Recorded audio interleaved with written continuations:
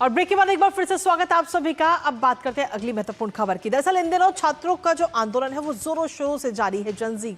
और जिस नई पीढ़ी की अगर हम बात करें तो इस नई पीढ़ी का बात करने का स्टाइल, उनके लॉजिक वाले सवाल, कुल मिलाकर इस समय देश में जेनजी की सबसे बड़ी चर्चा है, जिसे लेकर अब आरएसएस ने भी इस पर अपने विचार खुलकर सामने रखे हैं। जी हां, बीते कल मुंबई में संघ प्रमुख मोहन भागवत ने जेनजी और जनरेशन अल्फा पीढ़ी के युवाओं के साथ सीधा संवाद किया और इस बातचीत में संघ प्रमुख ने दिल्ली में हुए आंदोलन, शिक्षा व्यवस्था और सोशल मीडिया के इस्तेमाल जैसे कई जरूरी मुद्दों पर अपनी बात रखी, अपनी राय रखी और कहा कि लोकतंत्र में सहमति बनाने का एक तरीका विरोध भी है।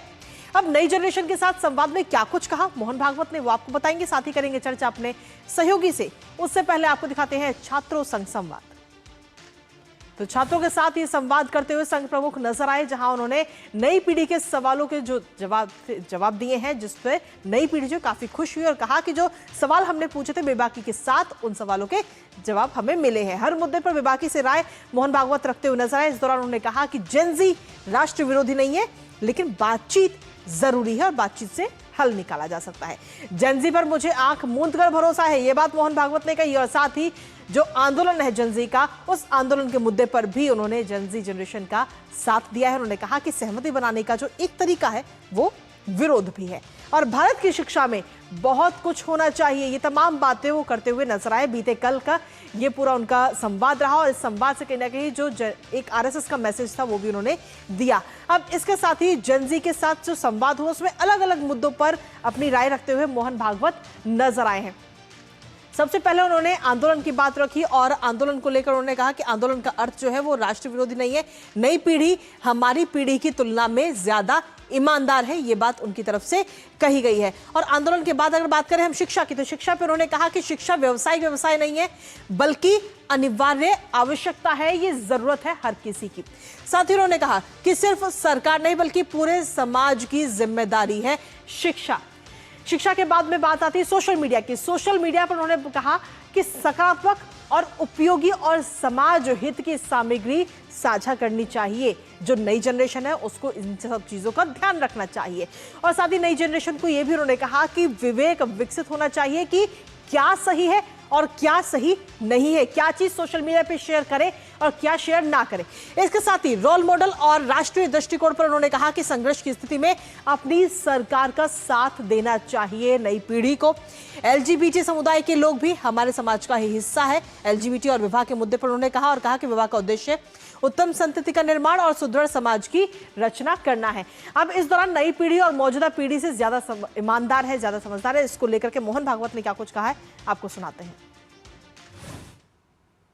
ये जो नई पीढ़ी है जेन जी जेन अल्फा, ये अभी जो हमारी एग्जिस्टिंग पीढ़ी है उससे ज्यादा ऑनेस्ट है और देशभक्ति और सेवा का ऑनेस्ट अपील उसमें चलता है। जेन जी वो प्रश्न पूछती है, उनको लॉजिकल आंसर चाहिए, करेक्ट, और इसके साथ प्यार चाहिए।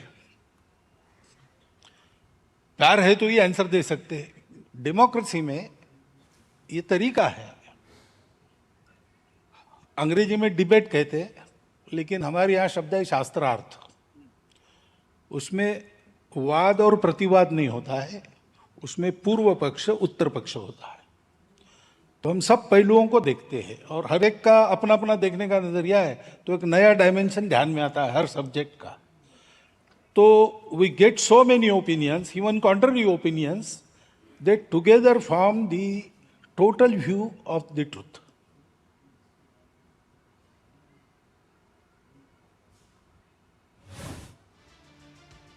तो ये तो रही छात्रों के साथ संवाद, लेकिन इस संवाद के बाद में अब अलग अलग प्रतिक्रियाएं भी सामने आ रही है। अब इसको लेकर शाइना एनसी और अमृता फडणवीस ने आखिर क्या कुछ कहा है, उनकी क्या कुछ प्रतिक्रिया आई है, वो भी आपको सुनाते हैं। The honesty with which our Sarasang Chalak Mohanji Bhagwat engaged with the youth, one thing is evident, that there is no foul play, false play. There are only different types of people who try to destabilize India, and if they do use the youth must stay very aware.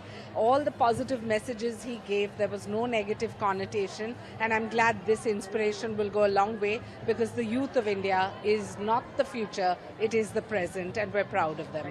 First, society society has to mentally prepare for these kind of revolutionary changes.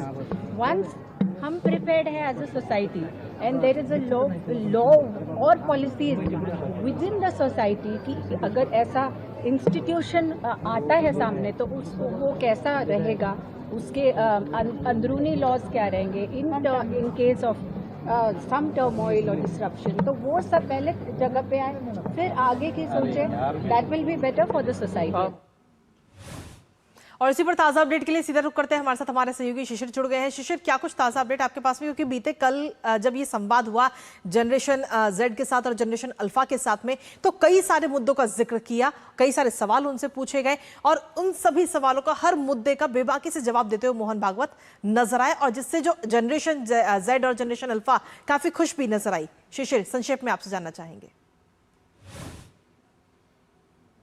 बिल्कुल, हम संवाद की बात करते हैं और इसीलिए कल का जो कार्यक्रम देखा हमने एक उसी संवाद का नतीजा है कि जहां पर आरएसएस चीफ मोहन भागवत जो है जेनजी और जनपल से बात करते हैं, लेकिन खास तौर पर उन मुद्दों पर जो मुद्दे अगर देखा जाए काफी महत्वपूर्ण माने जाता है, जो आने वाली पीढ़ी के लिए, चाहे शिक्षा का विषय, चाहे पर्यावरण का विषय हो, चाहे आरक्षण का विषय हो, या फिर उनसे जुड़े हुए कई सारे मुद्दे, एलजीबीटीक्यू, सेम सेक्स मैरिज, ये वो सारे मुद्दे हैं जो आज की जेन अल्फा और जेन जी को है, और उसको अगर देखा जाए कहीं ना कहीं एक बार फिर से उस पर खुलासा करते हुए आरएसएस चीफ मोहन भागवत ने उन प्रश्नों का जो है सटीक तरह से जवाब दिया है। खासतौर पर जिस भाषा में जेन जी समझते हैं उसी भाषा में जवाब देने का प्रयास भी कल मोहन भागवत जी ने किया। उनकी हिंदी भाषा हम जानते हैं कि काफी बेहतर है, लेकिन जिस प्रकार से अंग्रेजी के शब्द हो या फिर अंग्रेजी का लहजा हो और कुछ वर्ड्स है, एनेक्डोट्स है, वो उन्होंने अपने संवाद में जो है वो कहीं ना कहीं पहुंचाने का प्रयास किया। तो काफी स्पष्ट तरीके से कि क्या जेन जी चाहता है और इस सभी मुद्दों पर इस वक्त आरएसएस की भूमिका क्या है, और आने वाले समय में अगर आरएसएस को समझना है, उनकी विचारधारा भी समझनी है, तो ये क्या मुद्दे हो सकते हैं, ये भी जो है जेन जी और जेन अल्फा के सामने रखने का प्रयास जो है मोहन भागवत जी ने किया था। और इसमें महत्वपूर्ण बात हम जो कह रहे हैं कि खासतौर पर ये सभी मुद्दे युवाओं से जुड़े, और इसीलिए आने वाले समय में जब ये युवा आगे बढ़ेंगे तो जाहिर सी बात है इन मुद्दों पर उनकी विचारों की स्पष्टता हो, ये कहीं ना कहीं प्रमुख जो है कह सकते हैं कि अंडरलाइनिंग फैक्ट था कल के संवाद के बीच, और उसको क्लियर करने की जरूरत थी। संवाद अगर करना है तो किस प्रकार से करना है, अगर संवाद करना है तो फैक्ट्स बेस करना है, या तथ्य है उसको जानने की जरूरत है। बिल्कुल, कुल मिलाकर अगर हम देखें तो जो आम सवाल जो हमारी नई जनरेशन के हैं, उन तमाम सवालों का जवाब उनकी तरफ से दिया गया। फिलहाल बहुत बहुत शुक्रिया शिशिर, तमाम जानकारी और अपडेट्स हमारे साथ साझा करने के लिए।